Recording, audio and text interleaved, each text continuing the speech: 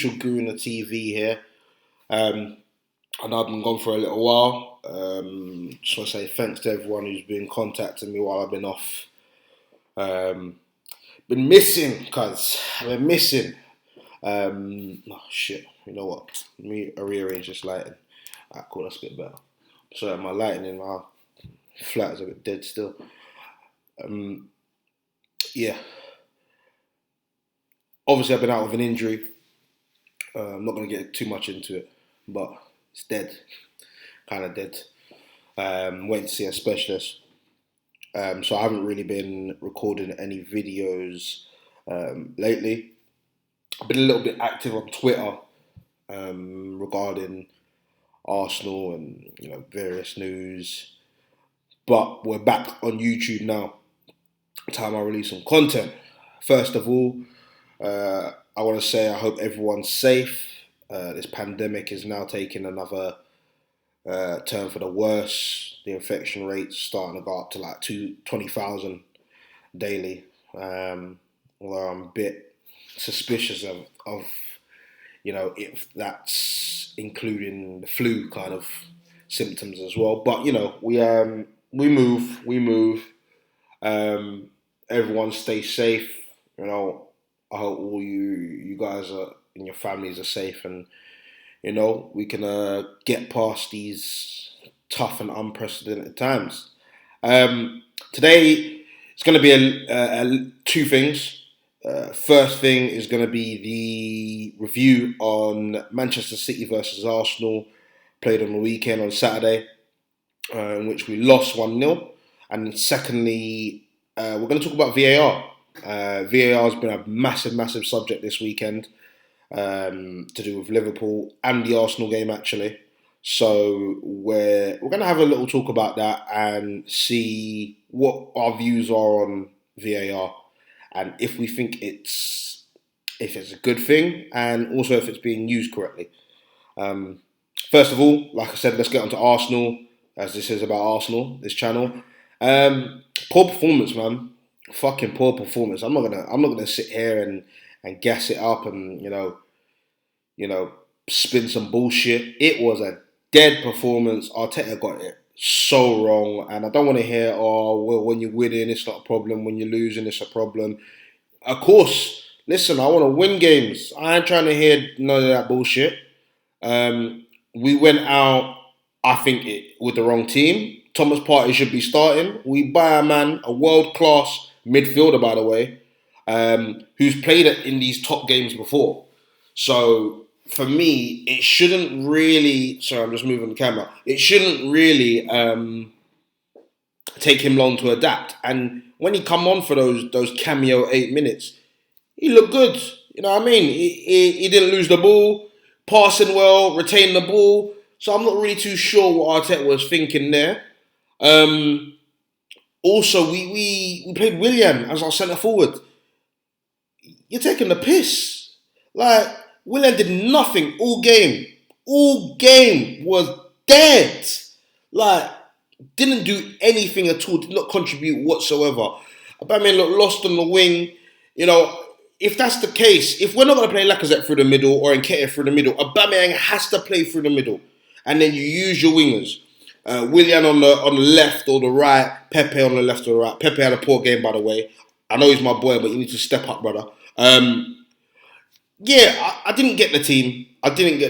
I know a lot of people will say Xhaka played alright. Xhaka played dead, cuz. No forward passing whatsoever. Partey made more forward passes than Xhaka in 8 minutes than he made in fucking 80. That's terrible. That is just abysmal. I'm not trying to have it. That's dead. Yeah, very negative performance. I'm not appreciating it. I think Arteta gives, certain teams too much respect. We saw it against Liverpool.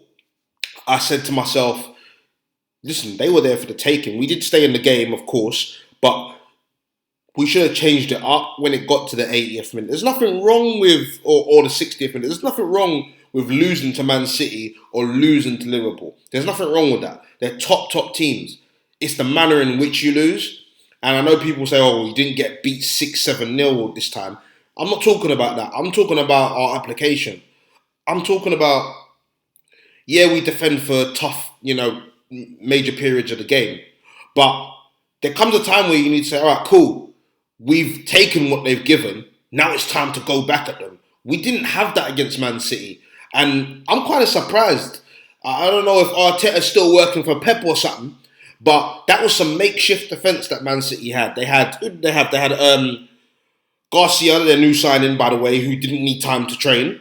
They had Kyle Walker playing as centre back, Nathan Ake playing as left back, and I think it was Kinsella right back. Now that's not their normal defence. Laporte weren't playing, Kevin De Bruyne weren't playing, Aguero went off early. Bernardo Silva had a brilliant game, but other than that, they were kind of dead, bro. Like they were there for the taking, and we've really messed up. Really messed up. I just think that it was a poor performance, a very negative, a very lackluster performance from Arsenal. I know that we have to soak up pressure, and going away to these big teams, we want to be cautious. But I think that was a bit too cautious. So all in all, a shit weekend in terms of Arsenal versus Man City, but a great weekend in terms of Tottenham versus West Ham. You guys fucked up again. That's the only thing. That's the only thing that helped me through that weekend, because I'm not gonna lie, Saturday I was like, God damn. But Sunday, they Spursed it up again. Fucked up. 3-0 up. 10 minutes left. 600 seconds. And you man drew 3-3. Nah, we're not having it. We're not having it. We're not having that. Just leave it at. Leave it at. The other thing that touched on Arsenal, which will kind of roll into the whole VAR thing, is just before half time, a corner came in and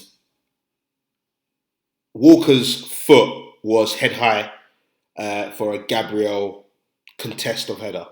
Now, for me, it's soft, but it's a pen. In the letter of the law, it's a pen. He's not in control of his foot. He doesn't. It's above shoulder height, and it's not like Gabriel stooped down to waist height. He's not stooped. He's hardly stooped down. If anything, he's just a bit. He's in line with his shoulder height, if that makes sense. And Walker's foot is high. Is that high? Now, for me, in the letter of the law, that's a pen. It's a soft one, but it's a pen. And it brings me on to the next subject, which is VAR. Now, as you guys may have seen, Virgil van Dijk is more than likely out for the rest of the season. If you don't watch football, Virgil van Dijk is a central defender that plays for Liverpool. And they played Everton over the weekend, the Merseyside derby, which ended 2-2. There were two controversial kind of moments in the game. The first one was Virgil van Dijk was deemed to be offside for an attack, and Pickford completely took this brother out. Assault. Ruined the brother. And he sustained a very serious knee injury, what's been reported to be ACL injury. And he'll be out for pretty much the rest of the season. That kind of injury takes about 8 months, 9 months to heal. So providing there's no break in the season again due to COVID, which I wouldn't rule out, by the way, he's going to be out for the rest of the season. That's going to include Champions League. That's going to include the Premier League, various cups and competitions. He'll be out till next summer now, which isn't great for Liverpool. Might be great for the rest of the league, because Liverpool are there for the taking now. Now, they were conceding a lot of goals, as we saw with Virgil van Dijk. What the fuck's going to happen when they ain't got this brother? And, like I said, he's a world-class centre-back, brings a lot of stability, a lot of calmness to the defence, and now they've got to find a way to perform without him. But going on to VAR, sorry, he was deemed to be offside, and Pickford had taken him out, fouled him, knee high, was a horrific challenge, and wasn't punished for it. He wasn't given any red card. VAR actually looked at it and didn't look at the challenge because it was offside. Now, for me, it doesn't matter whether it's offside or not. That's not what we're getting at. It's dangerous play. It's knee high. It's one of those career-defining challenges. And for me, although I'm not an Everton fan or a Liverpool fan, those kind of things can't happen. VAR was put in place to help the game, to help correct mistakes. And that's a clear and obvious mistake from the referee. Now, the fact that someone has watched that and said, yeah, it's a foul, but it's offside, so we're not going to count it, is suicide. It's crazy, because after the game's finished, you man are still handing out red cards and yellow cards. So you can't now say, because it's offside, we can't give the foul, because after that offside incident, no, it's still a foul, it's still a red card. Dermot Gallagher, ex-English Premier League referee, said that it's down to human error as to why Pickford wasn't sent off. Now, Jamie Carragher said something yesterday about what's that brother's name? Is it Mark Oliver? Mark Oliver, the ref? I don't even know. He's a fool anyway. But I think it's Mark Oliver, the ref, being our best ref in this country. Now, first of all, that's bullshit, because they're all shit. Yeah, there is no best. I'm not saying they're any of them are good. They're all shit. Yeah, especially and even that fool that went over to Abu Dhabi or wherever he went. What's his name? Clattenburg. Yeah, he's a fool as well. They're all shit. We've got the worst refs in this game. We've got the worst refs. They're all shit. I don't care what anyone wants to say. Yeah.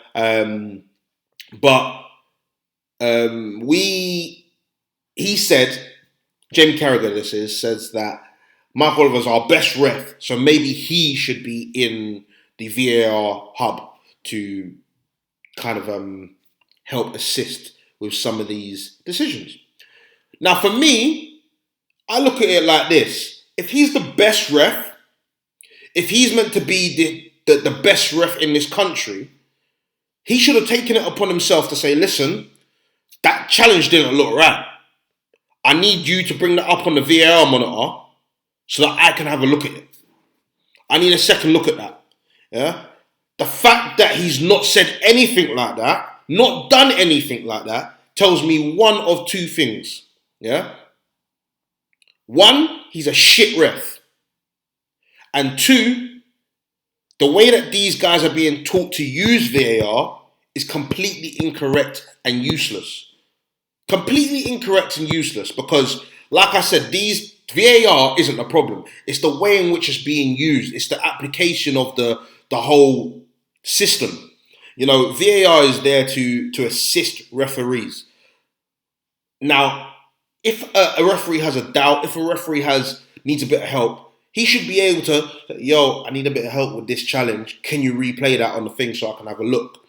It shouldn't be up to a person in a room to say, no, it wasn't a foul. Well, no, I'm the referee. I'll decide if it was a foul or not. I need to see it again on the monitor, please. So bring it up. It seems self-explanatory to me. During the World Cup, although it had a few teething problems, VAR was brilliant. VAR was brilliant. They went over to the screen, they watched it, and it took out so many mistakes. But these fools, by the way, we're the only fucking league that does this. These fools don't even look at the screen. Or they have the option to look at the screen. It should be compulsory. The referee should be making that final decision. Not someone in an office. Not someone in a fucking room with their laptop. Probably fucking playing, Among Us at the same time. They shouldn't be allowed to do that. And I don't understand why the Premier League can't see it. I don't understand why the FA can't step in and say, no, this is foolishness. We can't be doing this. It's crazy. So, as I said, Van Dijk, yeah, he got fucked up. and he's out for the rest of the season. Pickford's going to have no punishment. They assessed it again, by the way, this weekend, today just gone, and yeah, no, they deemed it not a red card offence. So I don't know who the fuck's assessed that. By the way, I don't know who's assessed that, but we move on. The second incident that happened in the same game was Mane was offside. Now, for me, I looked at the offside, and although some will say it is off, I look at it and I say, all right, cool. Well, the letter of the law is if any part of your body that you can score with is offside, then you're offside. Which, okay, I agree with. Now, his arm is in a position where it's like this. I don't know if you can see it. It's like this. And his elbow is off. Now, as far as I'm concerned, you can't score your fucking elbow because that's offside. Because that's a handball. Anything, anything below your shoulder, right there, is offside. It is a handball, sorry. So, his elbow being offside or his arm being offside, certain parts of his arm, doesn't count.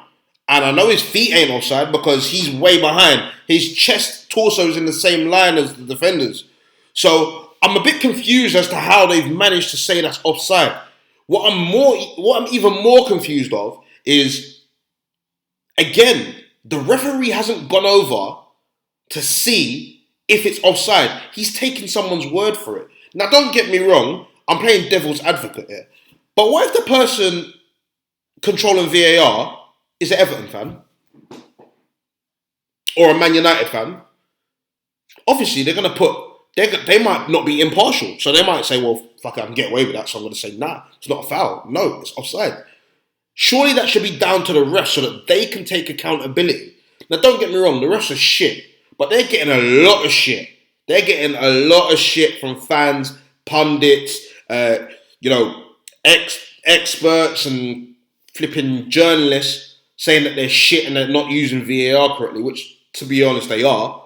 But at the same time, it's coming down from somewhere else. The refs aren't just deciding for themselves, no, we're not going to look at it. Because they can't be that silly. They can't be that silly. So where is it coming from?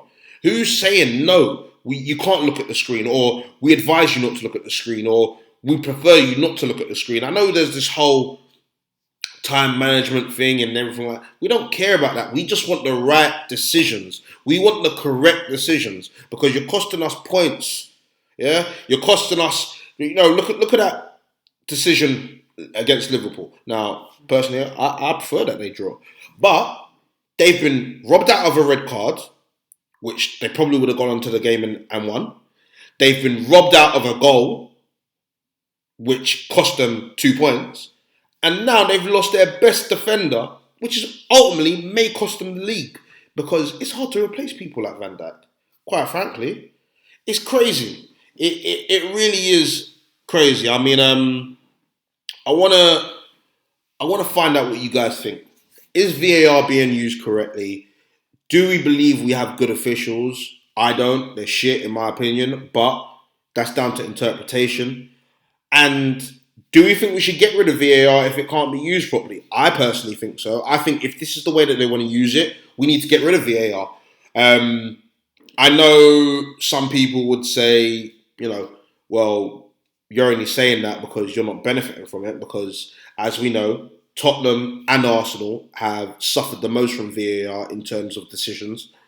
We've had some crazy woeful ones already where they've come out and admit that they've made mistakes. So surely you need to rectify those because we're still seeing the same mistakes. We're still seeing the same application. So obviously the application's wrong. So you need to change the application of it. I'm not too sure what they're going to be doing. I know that Liverpool have requested a change of procedure behind it, which I find absolutely hilarious because without VAR last season, I don't think they're having as easy a time as they did, personally. Not saying they wouldn't have won the league, but it definitely won't be as easy as what they did do. Yeah, let me know what you guys think, man. It's going to be a crazy, crazy season. We've already seen some mad results. You know, big up Aston Villa for slapping them lot before the international break. It's going to be a crazy season, man. I'm still hoping that Arsenal can make it into the top four, but Arteta needs to sort these team selections out. Yo, brother, just play your best players, yeah, and stop benching Lacazette. Stop it. He's got 3 goals in 4 games, and you're benching, man. Not only are you benching, man, for Nketiah, who, you know what, cool. You may say that he's got a point to it because he's getting goals for the England under-21s. Big up to Nketiah, by the way, for breaking Alan Shearer's record. England international record under-21s. But it's bad enough saying Nketiah because, Nketiah's not on the level of Lacazette, if I'm being honest. But then to say, yo, I'm going to play a winger as centre forward. Now you're taking a piss, Donny. If I'm Lacazette, I'm knocking on the door. I'm saying, yo, Gaffer, what's the problem? If you've got a problem, let me go back to Lyon, cuz I could have gone back to Lyon. But I said, no, I'm going to stay here. Let me go back to somewhere where they're going to play me. That could be the next move, unfortunately, because Memphis seems to be on his way out. Lacazette might just go home, cuz. And as we know, he's in his last year, so we ain't in a position to be fucking about with this brother. We either going to sign him back up or get rid of him in January. So Arteta has a big job ahead of him now. A big job ahead of him. Bellerin, this brother needs to be dropped. Niles is playing well, so why are we playing Bellerin? Bellerin's dead. I've been saying it for ages. He needed to be sold. If we got 30 million for him, the team that's playing the 30 million are fucking fools. Because he's not worth that. If we're getting 30 million for this done, snap your hand off for it. Snap your hand off for it. Crazy times, man. That's it from me. Thank you again for watching. Let me know what you guys think. Comment below. Share, like. More posts are going to be coming soon. We'll probably do a preview match before the Leicester game, I believe. And maybe bring up some other topics depending on how the week goes. But thank you again for watching. I really do appreciate it. Stay safe and bless up. Peace and love.